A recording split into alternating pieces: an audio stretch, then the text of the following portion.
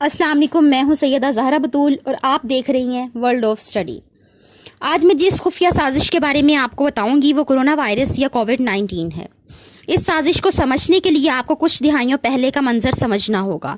دراصل سب سے پہلے اس وائرس کی دریافت 1960 کی دہائی میں ہوئی تھی۔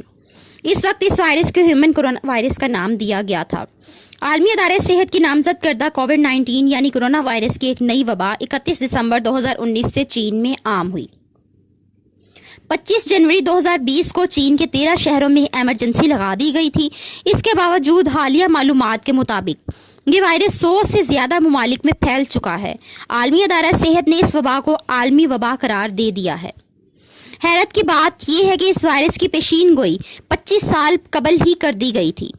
کرونا وائرس کے بارے میں ایک امریکی فلم میں 1995 میں دکھایا گیا تھا کہ یہ وائرس جانور سے انسانوں میں منتقل ہوتا ہے۔ امریکہ میں 1995 میں ایک فلم بنائی گئی جس کا نام آؤٹ بریک تھا۔ اس فلم کے مناظر میں دکھایا گیا ہے کہ ایک جنگلی بندر کو پکڑنے کی کوشش میں ایک شخص کو اس جانور کے پنجے مارنے کی وجہ سے وائرس منتقل ہو جاتا ہے۔ پھر یہ وائرس آہستہ آہستہ دیگر لوگوں میں پھیلتا ہوا پورے ملک میں پھیلنے لگتا ہے۔ یہ فلم ایک غیر افسانوی کتاب پر بنائی گئی تھی۔ فلم دی ہاٹ زون نامی کتاب 1994 میں شائع ہوئی تھی جو رچرڈ پریسٹن نے لکھی تھی۔ کرونا کے متعلق بھی یہی کہا جا رہا ہے کہ یہ جانوروں سے انسانوں میں منتقل ہوا ہے۔ مائیکروسافٹ کے بانی بل گیٹس نے 2018 میں ایک وائرس کی پیش گوئی کی تھی۔ بل گیٹس کا کہنا تھا کہ آنے والی دہائی میں ایک ایسا وائرس آئے گا جو وبا کی صورت اختیار کر لے گا۔ انہوں نے اس وائرس سے ہونے والے نقصان کے بارے میں کہا تھا کہ نئی دہائی میں آنے والا وبائی وائرس 6 ماہ میں 3 کروڑ سے زائد لوگوں کی جان لے سکتا ہے۔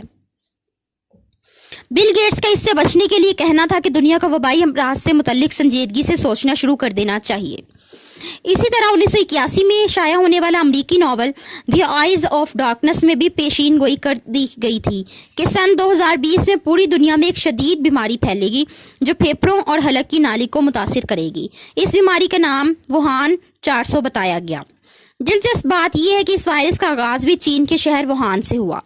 اسی ناول میں یہ پیشین گوئی بھی کی گئی ہے کہ یہ وائرس جس طرح اچانک نمودار ہوا ہے اسی طرح اچانک غائب ہو جائے گا اور پھر 10 سال بعد دوبارہ ظاہر ہوگا، پھر مکمل طور پر ختم ہو جائے گا۔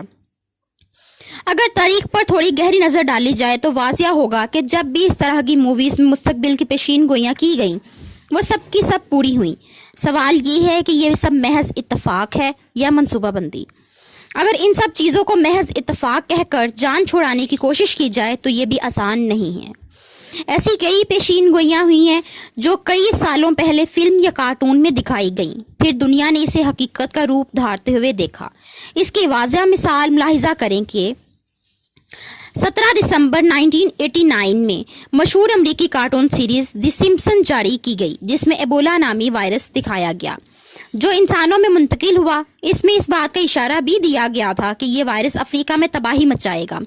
پھر دنیا نے دیکھا کہ 2014 میں افریقی ملک لائبیریا میں یہ وبا پھوٹی اور ساتھ ہی دنیا کے اکثر ممالک کو اپنی لپیٹ میں لے لیا اور ہزاروں افراد اس وبا کا شکار ہوئے۔ اسی طرح اس کارٹون کی ہر پیشین گوئی ہو بہو پوری ہوئی۔ 9/11 پر حملہ، ٹرمپ کا صدر بننا، ہیلری کلنٹن کا الیکشن لڑنا وغیرہ۔ تمام حقائق و شواہد کی روشنی میں ان چیزوں کو محض اتفاق سے تعبیر نہیں کیا جا سکتا۔ حقیقت یہ ہے کہ فری میسن اور ایلومناٹی گروپ کے یہودی ایسی موویز اور کارٹونز بناتے ہیں جس میں پہلے بتا دیا جاتا ہے کہ ان کا اگلا منصوبہ کیا ہوگا۔ سب کچھ منصوبہ بندی کے تحت ہوتا ہے۔ اور پھر سب سے بڑی بات یہ ہے کہ چین بھی واضح طور پر کہہ چکا ہے کہ ہمارے ملک میں کرونا وائرس کی وبا امریکی فوج کے ذریعے داخل کی گئی ہے جو اکتوبر کے مہینے میں ووہان کا وزٹ کرنے آئے تھے۔ لہٰذا درج والا تمام حقائق کی روشنی میں یہ کہنا غلط نہیں ہوگا کہ یہ وبا باقاعدہ منصوبہ بندی کے تحت پھیلائی گئی ہے جس کا مقصد دنیا کی آبادی کو کم کر کے کنٹرول کرنا اور انہیں معاشی طور پر کمزور کر کے پوری دنیا پر قبضہ حاصل کرنا ہے۔ الغرض کرونا وائرس فطرتی طور پر پھیلا ہے یا کسی سازش کے تحت، ہمیں اس سے سروکار نہیں، لیکن اس کا وجود ہے جس کی وجہ سے ہمارے بہت ہی قابل ڈاکٹر اور بڑے بڑے قابل لوگ ہم سے جدا ہوتے جا رہے ہیں۔ اگر ہم نے اس وائرس سے خود کو اور انسانیت کو بچانا ہے تو احتیاطی تدابیر کے ساتھ ساتھ حضور صلی اللہ علیہ وآلہ وسلم کے بتائے ہوئے حفاظتی تدابیر پر عمل کرنا ہوگا۔ اس وبا سے ہماری زندگی کے کئی شعبے متاثر ہوئے ہیں، ہمارے تعلیمی ادارے بند ہو گئے ہیں، جس سے نوجوان نسل کے مستقبل کو بہت سے خطرات لاحق ہیں۔ وہیں پر ہمارا کلچر بھی بہت زیادہ متاثر ہو گیا ہے۔ اس وبا سے پہلے ہم ایک دوسرے کے خوشیوں میں شریک ہوتے تھے، ایک دوسرے کے غم بانٹتے تھے، ایک دوسرے کے ساتھ ہماری صبح و شام کی نشستیں ہوتی تھیں، لیکن اس وبا نے ہمیں ایک دوسرے سے دور کر دیا ہے۔ ہم اب بھی پہلے کی طرح نہ خوشیاں کر سکتے ہیں اور نہ ہی غم میں وہی ساتھ دے سکتے ہیں۔ اس کا بہترین حل یہی ہے کہ ہم اپنے گناہوں کی معافی مانگیں، احتیاطی تدابیر اختیار کریں، ڈاکٹر کی رہنمائی حاصل کرنے کے ساتھ ساتھ ہمارے نبی پاک صلی اللہ علیہ وآلہ وسلم نے جو ہمیں قدم قدم پر ہدایات دی ہیں، ان پر عمل پیرا ہونا چاہیے۔ اللہ تعالیٰ سے دعا ہے کہ وہ ہمیں اپنے حفظ و امان میں رکھے اور ہمارے حال پر رحم فرمائے، آمین ثم آمین۔ اس کے ساتھ ہی مجھے دیجیے اجازت۔ اللہ نگہبان۔ پاکستان زندہ باد۔